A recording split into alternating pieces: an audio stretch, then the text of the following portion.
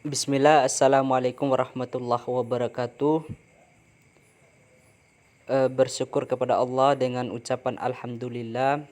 Kemudian bersalawat kepada baginda Nabi dengan ucapan Allahumma salli ala Sayyidina Muhammad. Yang saya hormati Bapak Dr. Andi Wahyudi, MPD, selaku dosen pengampu mata kuliah problematika pembelajaran SD. Di sini sebelumnya perkenalkan, nama saya Budiman dari Prodi PGSD dengan NIM 201300202.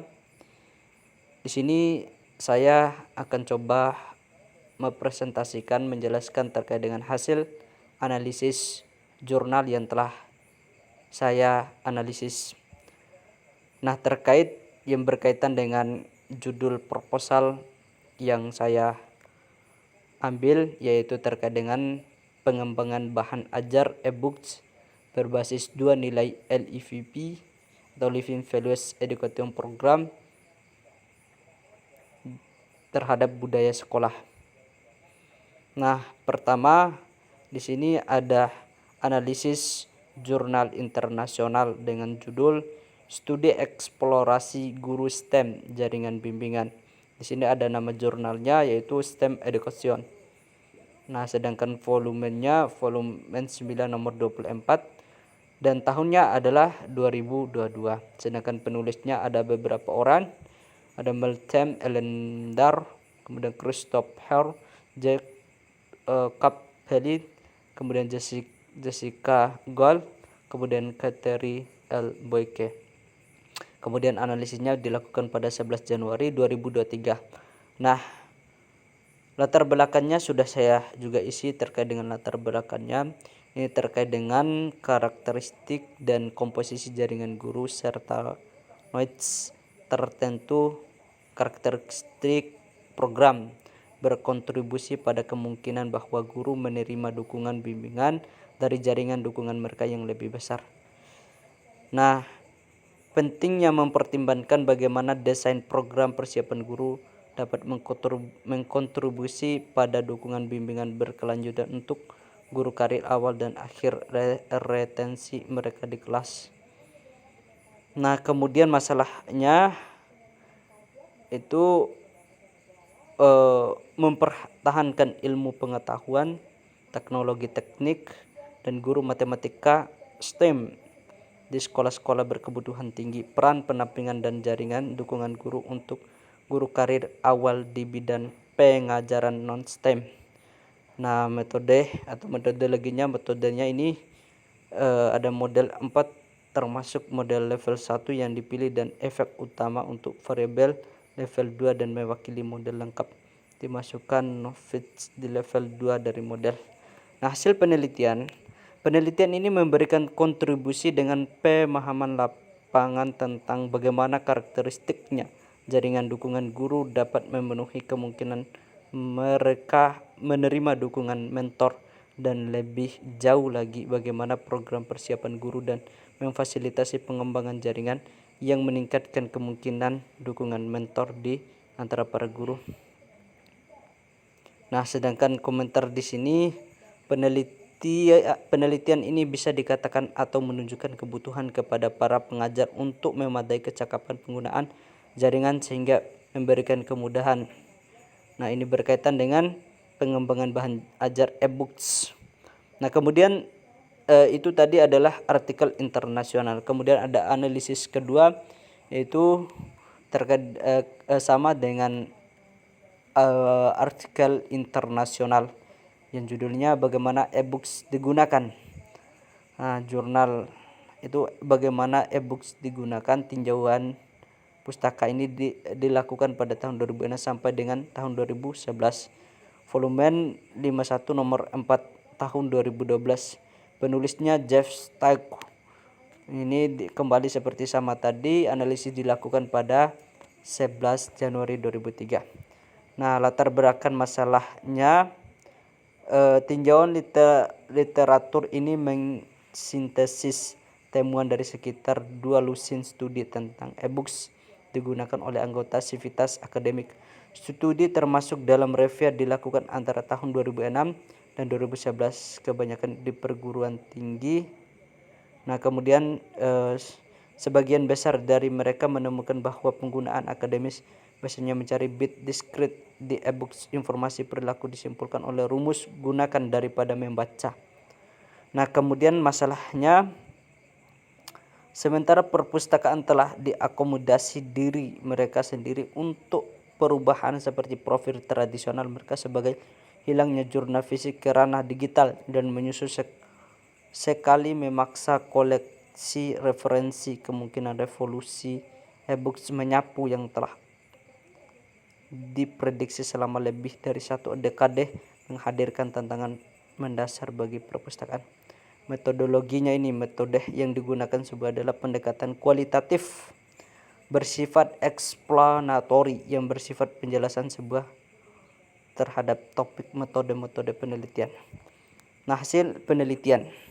Nah, mungkin dari bawah hasilnya adalah bahwa studi menemukan e-books digunakan pada tingkatan yang layak meskipun angka-angka dalam studi oleh Sprague Hunter menimbulkan beberapa keraguan, seperti halnya temuan berulang bahwa sebagian penggunaan bingung tentang apa sebenarnya yang dimaksud dengan e-books. Faktor lain yang mengaburkan gambaran kita tentang penggunaan e-books, keadaan di mana banyak studi tidak membedakan antara karya referensi dan monograf yang memiliki tingkat penggunaan yang sangat berbeda. Nah, ini ada komentarnya. Nah, kemudian ada analisis jurnal, ini jurnal nasional yang berjudul Analisis Pendidikan Karakter melalui Living Values Education atau LEV di sekolah dasar.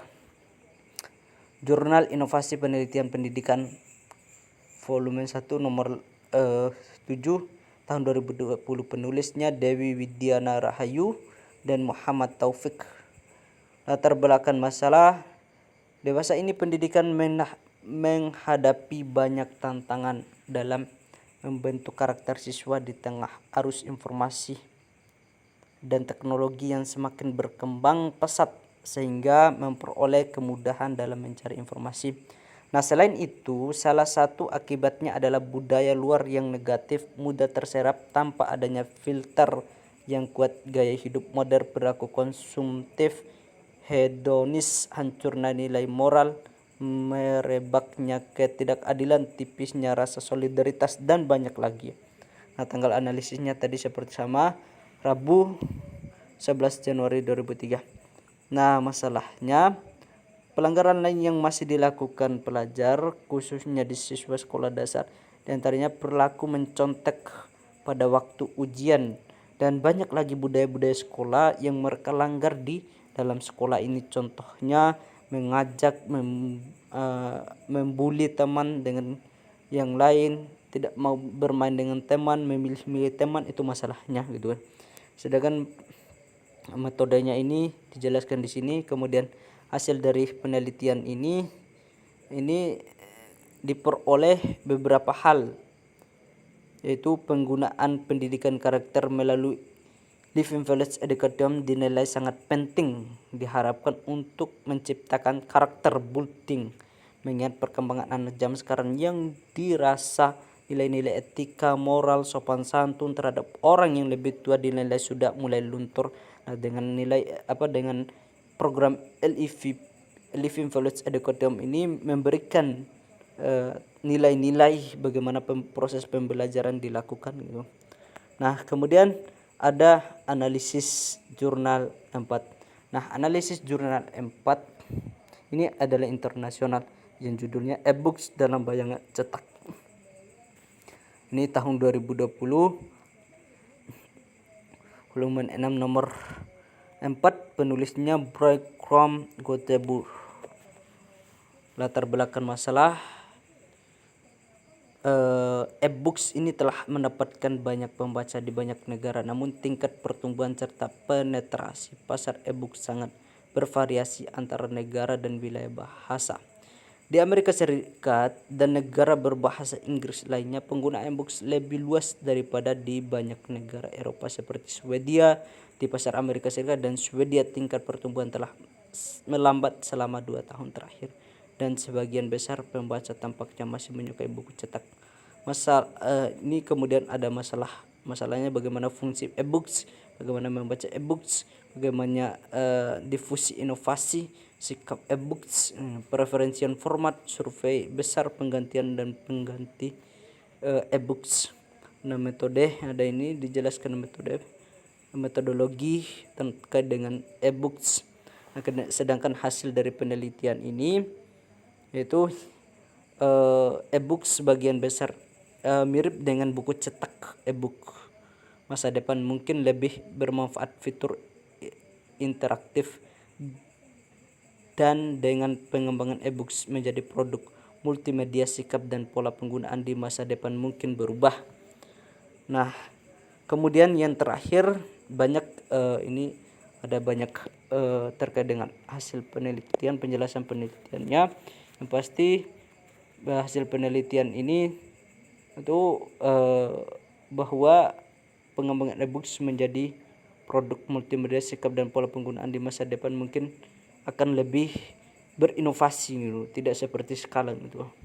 Nah, kemudian analisis jurnal terakhir, jurnal kelima, yaitu kembali terkait dengan jurnal ini, artikel internasional, judulnya Praktik dalam Budaya Sekolah yang Berbeda dan Pekerjaan Perbaikan Kepala Sekolah. Nah, ini berbicara tentang budaya sekolah seperti tadi. Nah, terkait dengan judul jurnalnya, Jurnal Internasional Kepemimpinan dalam Pendidikan, volume 25 nomor 2 tahun 2020. Penulisnya Jana Nets dan Ulf Bolsing. Latar belakang masalahnya, sejak akhir abad ke-20 para peneliti telah berupaya memperluas konstruksi budaya sekolah berkaitan dengan budaya sekolah, mengkategorikan budaya sekolah sebagai berdasarkan strategi perbaikan dan perbaikan budaya. Nah, itu terkait latar belakang masalahnya itu, bahwa menunjukkan bahwa mereka merencanakan pengajaran sesuai dengan tujuan, mengevaluasi hasil dan mengambil langkah-langkah untuk memperbaiki jika perlu. Nah, kemudian masalah perbedaan antara budaya sekolah dan iklim sekolah, karena beberapa peneliti mengklaim pembelajaran budaya, tetapi pada kenyataannya hanya membahas iklim. Nah, di sini menurut dari Ostrov al, iklim adalah pengalaman anggota organisasi tentang apa yang terjadi, sedangkan budaya itu meliputi mengapa sesuatu hal tersebut terjadi. Nah, metodologinya itu menggunakan kuantitatif. Data dianalisis dalam 3 langkah. Semuanya dijelaskan secara singkat pada tabel 1-2. Langkah pertama adalah analisis primer penelitian dan langkah ketiga adalah analisis sekunder. Nah, hasil penelitiannya